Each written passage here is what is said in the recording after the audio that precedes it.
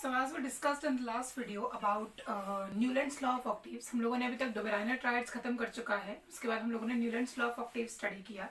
And now we are suppose to move further with the new periodic table that was proposed by Mendeleev.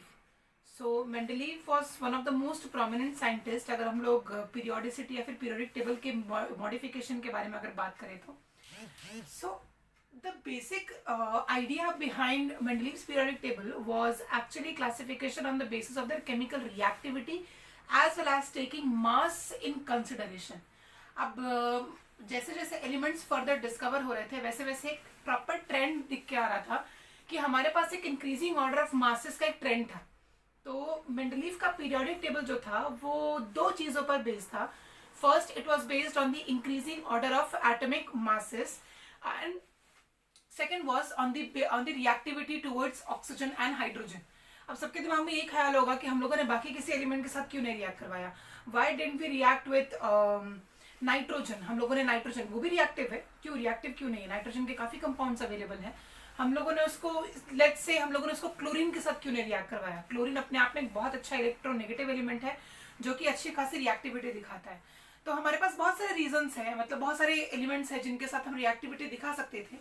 But hydrogen and oxygen was like why he took hydrogen and oxygen, or why he simply classified or took oxides and hydrides in consideration. अपनी अगर text book में आप देखेंगे तो ये exact Mendeleev का periodic table मिलेगा NCERT के टेक्स्ट बुक के अंदर. गूगल पे आप जाएंगे तो उसमें से कुछ चीजें शेडेड मिलेंगी, कुछ थोड़ी सी वियर्ड मिलेंगी. मैं पर्सनली आप लोगों को रेकमेंड करूंगी कि एनसीईआरटी के बाहर की चीजें या फिर एनसीईआरटी से कुछ मिलता जुलता अगर नहीं है और आपको लग रहा है कि एक्स्ट्रा नॉलेज के लिए पढ़ लेना चाहिए तो पहले एनसीईआरटी कवर कीजिए and then move towards any other book, reference book, whatever you want to move on to. NCERT gives you a basic idea of everything. Trust me, NCERT is more than enough for any student who is trying to score very very good marks in 10th class. So moving और coming back to our topic, Mendeleev's periodic table जो है वो hydrides और oxides के basis पर इसलिए था क्योंकि इनके नेचर स्पेसिफिकली डिफरेंस शो करते हैं. जैसे कि एक सिंपल एग्जांपल अगर लिया जाए तो आप लोगों ने जो एसिड्स बेसिस एंड सॉल्ट्स का चैप्टर है आपका, उसमें आप लोगों ने चेक किया है कि मेटल्स एसिड के साथ कैसे रिएक्ट करते हैं और नॉन मेटल्स एसिड के साथ कैसे रिएक्ट करते हैं. सो एसिड्स या बेसिक या फिर मेटल के जो हमारे पास ऑक्साइड्स बनते हैं वो किस तरीके के बनते हैं और नॉन मेटल्स के ऑक्साइड्स किस तरीके के बनते हैं. So we have a simple trend या फिर सिंपल अगर मैं एक सिंपल एग्जांपल अगर मैं आप लोगों को दूं तो सोडियम ऑक्साइड और क्लोरीन ऑक्साइड या फिर हाइड्रोजन ऑक्साइड तो अलग बात हो जाती है. अगर मैं सिंपल एग्जांपल दूं तो हाइड्रोजन के साथ किसी का रिएक्शन करवाओ. फॉर एग्जांपल अगर मैं हाइड्रोजन का सोडियम के साथ रिएक्शन करवाती हूँ तो वो सोडियम हाइड्राइड हो जाएगा. एंड सोडियम हाइड्राइड्स जो होते हैं, फिर सोडियम के जो oxides as well as hydrides होते हैं वो जनरली बेसिक इन नेचर होते हैं other than oxides and hydroxide, sorry. So वो हमारे पास बेसिक नेचर के होते हैं. वेराज अगर मैं नॉन मेटल्स की बात करूं तो नॉन मेटल्स के ऑक्साइड्स और हाइड्रोक्साइड्स जो होते हैं वो जनरली एसिडिक कैरेक्टर शो करते हैं. तो मेटल और नॉन मेटल की क्लासिफिकेशन या फिर एलिमेंट्स की क्लासिफिकेशन के लिए हाइड्रोजन और ऑक्सीजन को इसलिए चूज किया गया क्योंकि जब उनके साथ रिएक्शन करवाया जाता है तो एक स्पेसिफिक कैरेक्टरिस्टिक ऑब्जर्वेशन में आता है जिसके बेसिस पर क्लासिफिकेशन पॉसिबल है. Also there was one more factor कि हाइड्रोजन जो है, अब हम लोगों ने लास्ट लेक्चर में बात की है कि हाइड्रोजन थाली का बैंगन होता है, तो वो मेटल्स के साथ भी रिएक्ट कर सकता है, वो नॉन मेटल्स के साथ भी रिएक्ट कर सकता है. और वो उसको मैं मेटल के क्लासिफिकेशन में भी प्लेस कर सकती हूँ, मैं उसको नॉन मेटल के क्लासिफिकेशन में भी प्लेस कर सकती हूँ. मेंडलीव तक तो एक्चुअली फैक्टर नोन नहीं था, बट ऑब्जर्वेशन जब रिएक्शन करवाए गए तो हाइड्रोजन ऑलमोस्ट सभी के साथ रिएक्ट कर रहा था. तो ये एक अच्छा फैक्टर है कि सबके साथ रिएक्ट कर रहा है तो सबके साथ कुछ एक अलग अलग कैरेक्टरिस्टिक वो प्रोवाइड कर सकता है. ऑक्सीजन के साथ सेम केस है. ऑक्सीजन काफी इलेक्ट्रोनेगेटिव और काफी अच्छा खासा एबंडेंट एलिमेंट है. अब आप ब्रीथ जो कर रहे हो वो भी ऑक्सीजन काफी क्वांटिटी में ब्रीथ कर रहे हो. Although I would like to clear one more thing here कि हम प्योर ऑक्सीजन ब्रीथ नहीं कर सकते.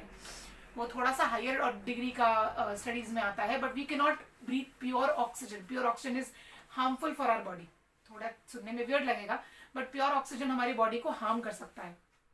सो व्हाट वी कंज्यूम और what we breathe in is a mixture of gases, जिसमें से गैसेस सेपरेट आउट होते हैं. तो pure oxygen is not very very good for your body as लोगों के दिमाग में जैसा होता है. सो ऑक्सीजन जो है वो मेजॉरिटी रिएक्शन से फिर मेजॉरिटी एलिमेंट्स के साथ रिएक्ट कर रहा था. इसी वजह से हम लोगों ने हाइड्रोजन और ऑक्सीजन लिया because they were reacting with almost all the elements. Now I have not mentioned the masses here. Like if you guys observe, मैंने यहाँ पर मासेस नहीं मेंशन किया हुआ क्योंकि ऑब्वियसली जो बोर्ड है वो थोड़ा सा छोटा है मेरे पास, बट टेक्स्ट बुक अगर आप पैरेलल में टेक्स्ट बुक लेकर बैठेंगे इस वीडियो को देखते साथ तो आप लोग कंपेयर कर पाएंगे कि मैंने जो प्लेसमेंट की है वो एग्जैक्टली पीरियोडिक टेबल आपके एनसीईआरटी वाला ही बनाया है, बस मासेस मेंशन नहीं किया क्योंकि मेरे पास जगह नहीं है। सो अगर आप यहाँ पर चेक करेंगे तो हाइड्रोजन है, ये हाइड्रोजन का मास 1.008 अप्रोक्सीमेटली कह सकते हैं, बट जो स्पेसिफिक मास होता है वो 1.008 होता है। अब ये वाला जो कॉन्सेप्ट है 1.008 क्यों है उसका मास 1 क्यों नहीं है? आप लोगों ने हाइड्रोजन तो पढ़ा हुआ है, हाइड्रोजन क्या पढ़ा है? हाइड्रोजन का एटॉमिक नंबर 1 होता है और एटॉमिक मास 1 होता है। हाइड्रोजन के एटम के अंदर जो है वो न्यूट्रॉन कंसिस्ट नहीं करता है, hydrogen atom does not have a neutron, तो उसका मास 1 क्यों नहीं है, 1.008 क्यों है? तो इसका आंसर आप लोगों को 9th क्लास में अगर आपने पढ़ा होगा अच्छे से तो 9th क्लास में इसका आंसर था that hydrogen has basically 3 isotopes. Hydrogen has 3 isotopes that is protium, deuterium and tritium. तो जब भी किसी एलिमेंट का मास निकाला जाता है ना तो वो उसके एवरेज एटॉमिक मासेस होते हैं, मतलब एवरेज आइसोटोपिक एटॉमिक मास होता है वो, और average with respect to abundance निकाला जाता है। फॉर एग्जाम्पल हाइड्रोजन का जो प्रोटियम वाला पार्ट है, हाइड्रोजन जिसके पास एक इलेक्ट्रॉन और एक प्रोटॉन है, उसका अबंडेंस जो है वो बहुत ज्यादा है, समथिंग अराउंड 95 to 99% अबंडेंस है उसका। एंड अदर देन दैट जो बाकी हाइड्रोजन के आइसोटोप्स हैं, ड्यूटेरियम एंड ट्रीटियम, उनका अबंडेंस बहुत कम है। तो ओवरऑल मास को जो कंट्रीब्यूशन है वो प्रोटियम का ज्यादा है, इसीलिए आपका मास जो है वो 1 है एंड 0.008, तो 008 जो है वो कंट्रीब्यूशन ड्यूटेरियम और ट्रीटियम से आया है। तो यहाँ कोशिश कर रही हूँ धीरे धीरे चीजें क्लियर करती चलो। एक इसका बहुत अच्छा एग्जाम्पल हमारे पास ना क्लोरीन का है। Chlorine is a very very beautiful example of isotopic mass calculations. तो क्लोरीन का मास आपका 35.5 लेते हो आप लोग, और क्लोरीन के 2 आइसोटोप्स एग्जिस्ट करते हैं, one is chlorine 35 and one is chlorine 37। अब देखा जाए तो 35.5 मतलब एवरेज अगर आप निकालोगे 37 और 35 का तो 36 आना चाहिए था एवरेज, बट ऐसा आता नहीं है। ऐसा क्यों नहीं आता? क्योंकि जो 35 वाला जो है उसका अबंडेंस जो है that is something around 75%। 75% abundance जो है वो क्लोरीन 35 का है एंड 25% अबंडेंस जो है वो 37 वाले का है, इसीलिए जो मास है वो 35 की तरफ डेविएट होता है। तो कभी भी जो एटॉमिक मासेस जहां पर पॉइंट के साथ लगाया हुआ है नंबर ना, तो उसको ऐसा मत अज्यूम करना कि हमारे पास प्रोटॉन्स या फिर न्यूट्रॉन्स पॉइंट में एग्जिस्ट कर सकते हैं। अब हमारे पास मास का कंसेप्ट ये ना कि हम लोग किसी भी एलिमेंट का, मैं थोड़ा सा यहाँ पर इसको हटाती हूँ, हम जो एटॉमिक मासेस लेते हैं, एटॉमिक मासेस मतलब mass of proton plus mass of neutron होता है, हमारा दिमाग तो इतना ही चलता है। बट अभी ऐसा कभी किसी ने कहा है क्या कि 0.25 न्यूट्रॉन है या फिर हाफ न्यूट्रॉन प्रेजेंट है, हाफ प्रोटॉन प्रेजेंट है? It is not a possible case. Half proton half neutron present ही नहीं हो सकते क्योंकि उनकी एंटाइटी एग्जिस्ट नहीं करेगी अगर वो हाफ होंगी तो। सो इसीलिए जब आप लोगों को मासेस कभी भी ऐसा नजर में आए कि 0.27, 0.125 ऐसा कुछ मासेस है ना, तो हमेशा ऐसा दिमाग में लगा लेना कि उनका कोई ना कोई आइसोटोप एग्जिस्ट कर रहा है जिसके रिलेटिव एटॉमिक मासेस के हिसाब से फिर एवरेज के हिसाब से आप लोगों को वो प्रोवाइड किया हुआ है डेटा। तो ये हमारा हो गया मास में वेरिएशन या फिर मास का थोड़ा बहुत जो चेंजेस है वो ऐसा क्यों आता है वो चेक करने के रिगार्डिंग। अब मैं इसको वापस बना देती हूँ 4th, 5th एंड 6th। चलो सो अगर आप अपने टेक्स्ट बुक नोटिस करेंगे तो हाइड्रोजन का मास 1.008 है, लिथियम का मास समथिंग अराउंड 4 आता है, 4 there is number also, lithium, beryllium, boron, carbon, nitrogen, oxygen, fluorine. तो आपके मासेस जो है ना, आप मासेस ऑब्जर्व करो, मासेस जो है वो इंक्रीजिंग ऑर्डर में है, इसी तरीके के इंक्रीजिंग ऑर्डर में है। पहले तो कुछ अच्छी चीजें बात कर लेते हैं मेंडेलीव के पीरियोडिक टेबल के बारे में। अगर आप इस पीरियोडिक टेबल को ऑब्जर्व करेंगे ना तो ये न्यूलैंड्स लॉ ऑफ ऑक्टेव से बहुत ज्यादा मॉडिफाइड है, बहुत ही अच्छा मॉडिफाइड है। आप मॉडर्न पीरियोडिक टेबल को मेंडेलीव के पीरियोडिक टेबल से बहुत अच्छे से कंपेयर कर सकते हैं। क्यों? क्योंकि मॉडर्न पीरियोडिक टेबल में ना सिर्फ लॉ ऑफ पीरियोडिसिटी चेंज हुआ है, मतलब जो लॉ मेंडेलीव ने यूज किया था वो जो हेनरी मूजली है उसने उस लॉ को चेंज करके, and there were many many experiments, आप लोग थोड़े फर्दर क्लासेस में पढ़ेंगे कि मॉडर्न के लिए कितना एक्सपेरिमेंट्स लगे थे। तो चेंजेस एक्चुअली बहुत ज्यादा नहीं है मॉडर्न में, और इसमें चेंजेस बहुत ज्यादा नहीं है, बस यहाँ पर जो है एलिमेंट्स की डिस्कवरी या फिर एलिमेंट्स की यहाँ पर कह सकते हैं कि डिस्कवरी भी ज्यादा नहीं हुई थी, but Mendeleev was able to give और propose a very very amazing idea regarding the classification system. अभी पीरियोडिक टेबल को थोड़ा सा नोटिस करेंगे तो यहाँ पर ध्यान दो that he was the first scientist to actually start grouping and periodic classification वाला जो पार्ट है वो मेंडेलीव ने पहले स्टार्ट किया था। देखो ये देखो इसने ग्रुप्स बनाए यहाँ पर 1 2 3 4 5 6 7 and 8, we have 8 groups specifically present here and we have periods। तो पहला ऐसा साइंटिस्ट जिसने ग्रुप और पीरियड दोनों दिए, मतलब मेरे पास एक स्क्वायर पीरियोडिक टेबल अरेंज हो रहा है जहां पर आप रिएक्टिविटी के ऑर्डर के हिसाब से, मतलब ये देखो यहाँ पर ऑक्साइड्स बनाए हैं, hydroxide oxide hydroxide oxide hydroxide. ना एक छोटी सी चीज जो बेसिकली आपको क्लियर होनी चाहिए वो मैं वापस क्लियर करवा देती हूँ यहाँ पर एज इट इज। तो ऑक्सीजन का जो चार्ज होता है ना, ऑक्सीजन का चार्ज होता है 2- और हाइड्राइड जो बनाते हैं, हाइड्राइड का चार्ज होता है 1-। तो यहाँ पर जितने भी मॉलिक्यूल्स फॉर्म हुए हैं, जो भी यहाँ पर एम्पेरिकल, नाउ एम्पेरिकल एक अच्छा वर्ड यूज किया है मैंने। एम्पेरिकल मतलब कोई भी चीज सबसे स्क्वीज्ड फॉर्म में जब आप लिखते हो ना, कोई भी मॉलिक्यूल जो है, कोई भी बड़ा सा मॉलिक्यूल जो है, अगर आप उसको सबसे स्क्वीज्ड फॉर्म में लिखते हो तो उसको कहते हैं एम्पेरिकल रिप्रेजेंटेशन। फॉर एग्जाम्पल मेरे पास बहुत बड़ा एक पॉलीमर है, बहुत बड़ा पॉलीमर मतलब आप प्लास्टिक समझ लो, घर का जो प्लास्टिक है उसको हम लोग बहुत बड़ा, हम लोग उसको क्या बोलते हैं, उसको पॉलीथीन बोलते हैं, correct, we call it as polyethene. तो polyethene, poly means many, ethene means a unit of that. तो किसी भी चीज को हम लोग बहुत लंबा, अगर बहुत लॉन्ग चेन है और अगर हम उसको छोटे में रिप्रेजेंट कर रहे हैं ना, किसी भी छोटे फॉर्मूला में रिप्रेजेंट करने की कोशिश कर रहे हैं, that is simply called as empirical representation. So that same thing is happening here also. R2O जो है वो एम्पेरिकल रिप्रेजेंटेशन है। तो हाइड्रोजन का जो ऑक्साइड बनेगा वो इस तरीके का बनेगा, लिथियम का ऑक्साइड ऐसा बनेगा, Li2O, Na2O, K2O, Cu2O, Sr2O, Cd2O, CS2O, Au2O। तो यहाँ पर जो ऑक्साइड का फॉर्मूला है वो इस तरीके से बनेगा और हाइड्राइड का फॉर्मूला कुछ इस तरीके से बनेगा। ऑक्साइड का फॉर्मूला इस तरीके से बनेगा कि 2 क्रॉसिंग में जाएगा। आप लोगों ने crease cross method 9th class में पढ़ा है। If you want take a quick revision of 9th class और द क्रीज क्रॉस मेथड, और आप लोगों को समझ में आ जाएगा कि यहाँ पर ये R2O क्यों लिखा हुआ है। तो R मतलब हमारे पास ये वाला एलिमेंट है और O मतलब हमारे पास ऑक्सीजन है। तो क्रीज क्रॉस करने से R2O आया है। और ऐसा क्यों आया है, क्योंकि यहाँ पर हाइड्रोजन जो है इसकी वैलेंसी 1 होती है। हाइड्रोजन की वैलेंसी जो होती है 1 होती है और ज्यादा हो भी नहीं सकती, उसके पास इलेक्ट्रॉन ही एक ही है, तो फिर कहाँ से ज्यादा वैलेंसी जाएगी।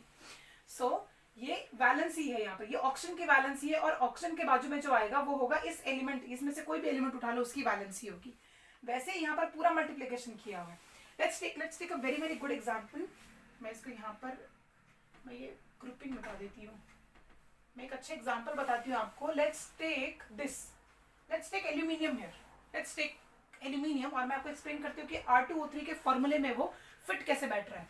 तो ये रहा एल्यूमिनियम और ये रहा ऑक्सीजन।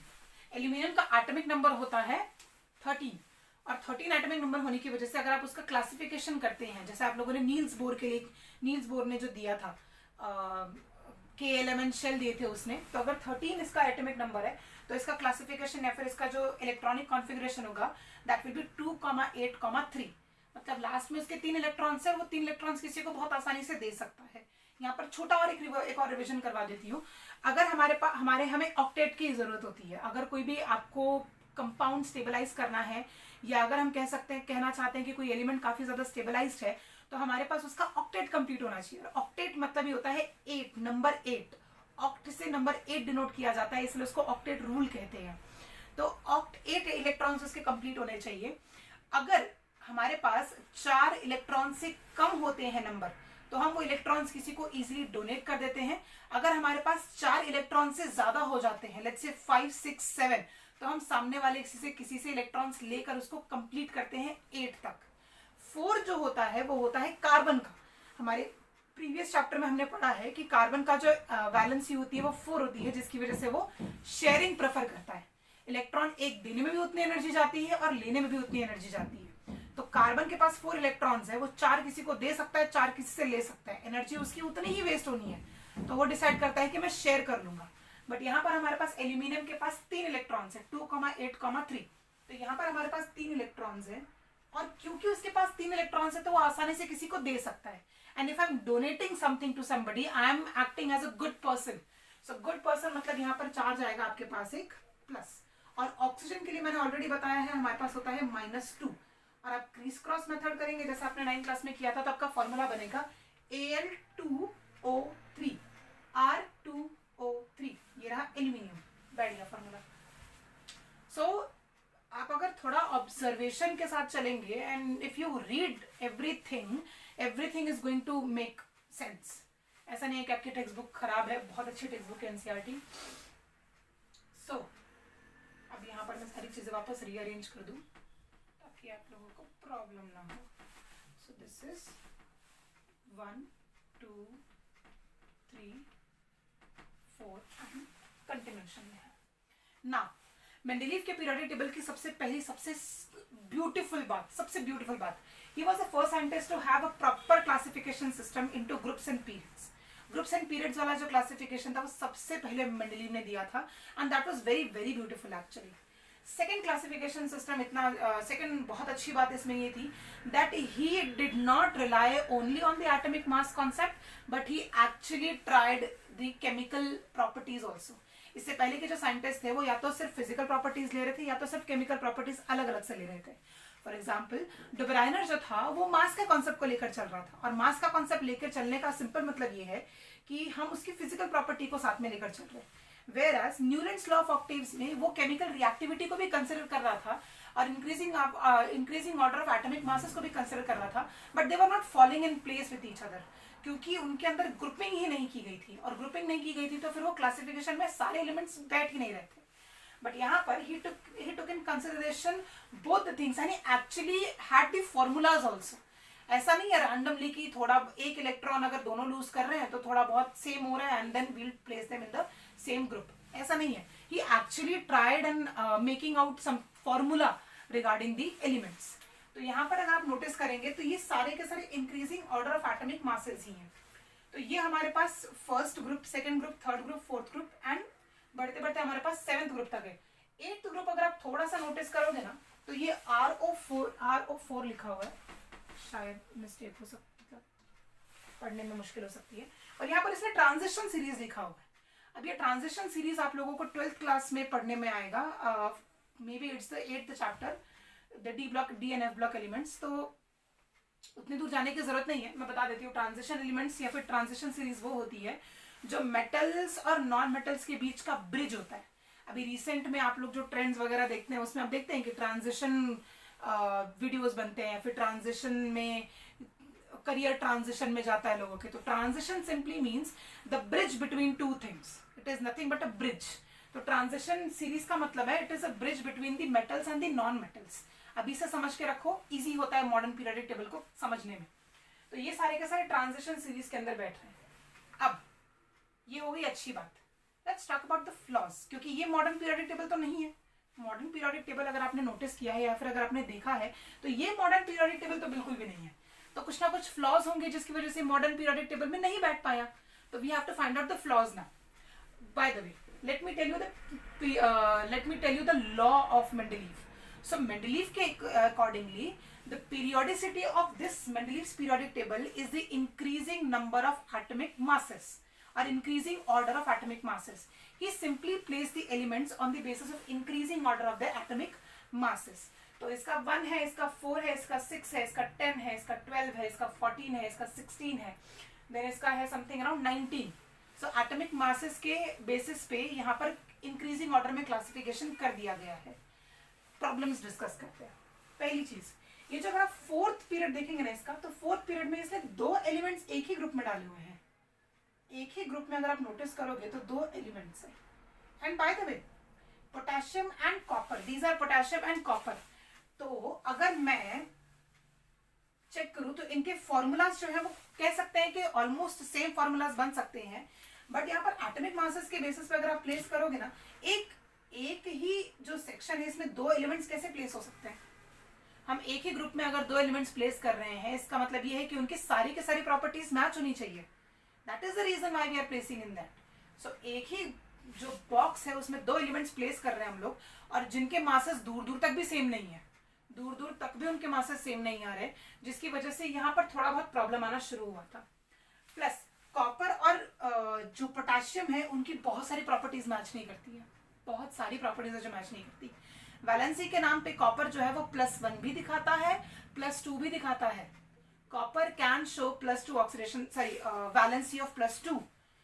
लेकिन पोटेशियम जो है वो सिर्फ +1 तक ही दिखा सकता है, +1 से ज्यादा नहीं दिखा सकता.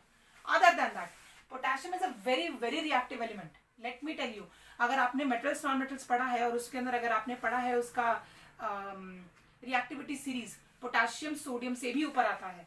तो potassium is a very very reactive element.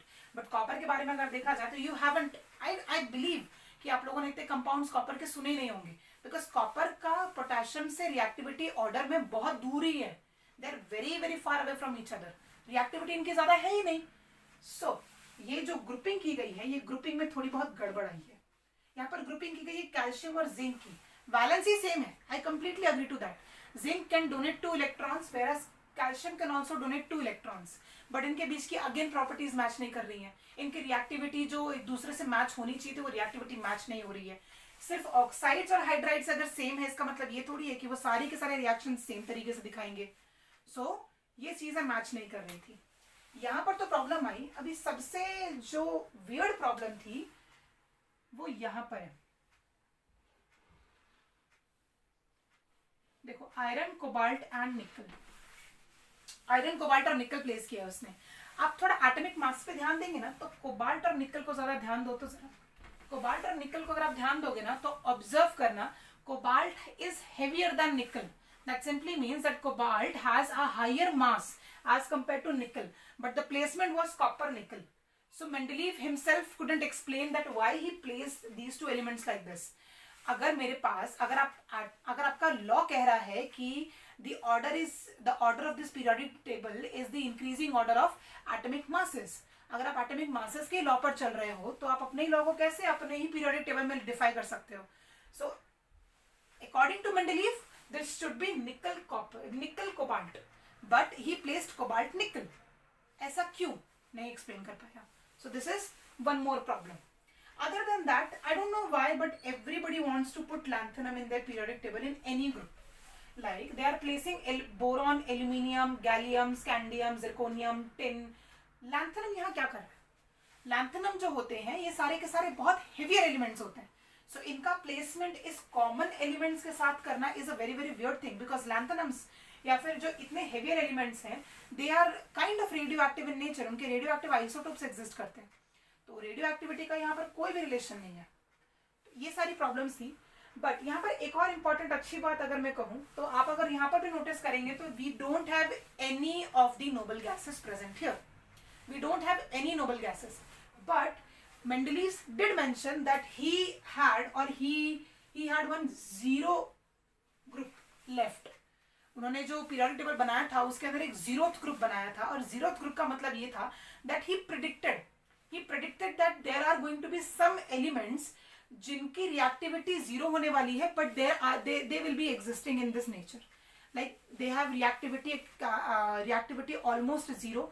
किसी के साथ रिएक्ट नहीं करेंगे, नोबल एकदम बिल्कुल अनरिएक्टिव रहेंगे. They will not have as much compounds as these elements have, but there are going to be elements, and his prediction was very very very correct.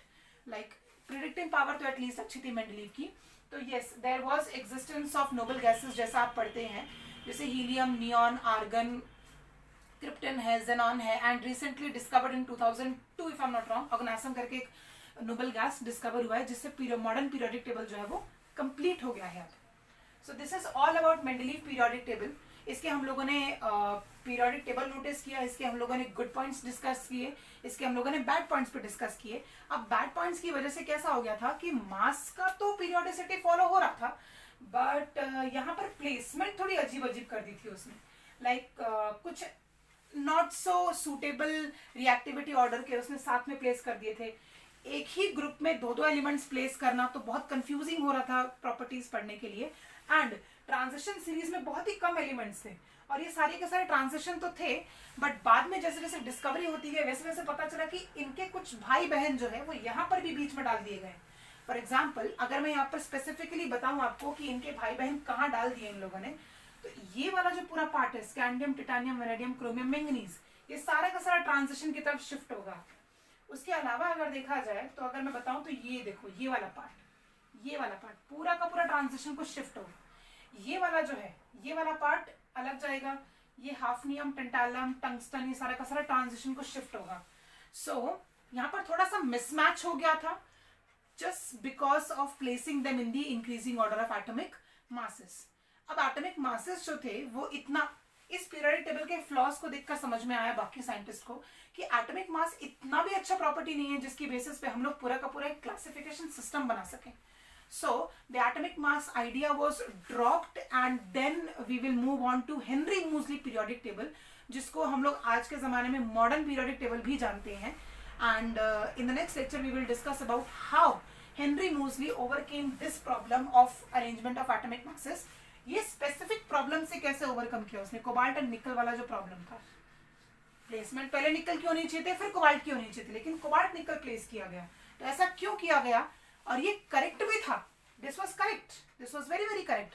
But फिर modern periodic table के जो laws हैं और उसका जो placement का तरीका है वो एक्सप्लेन करेगा कि ये क्यों करेक्ट है. सो मेंडलीव कह सकते हैं, Mendeleev helped a lot modern periodic table की फ्रेमिंग के लिए. मेंडलीव ने बहुत हेल्प की, बहुत ज्यादा कंट्रीब्यूट कर दिया था उसने. So modern has to be just एक क्विक रिफ्रेशमेंट चाहिए था मॉडर्न पीरियोडिक टेबल बनाने के लिए. तो this is all about Mendeleev's periodic table.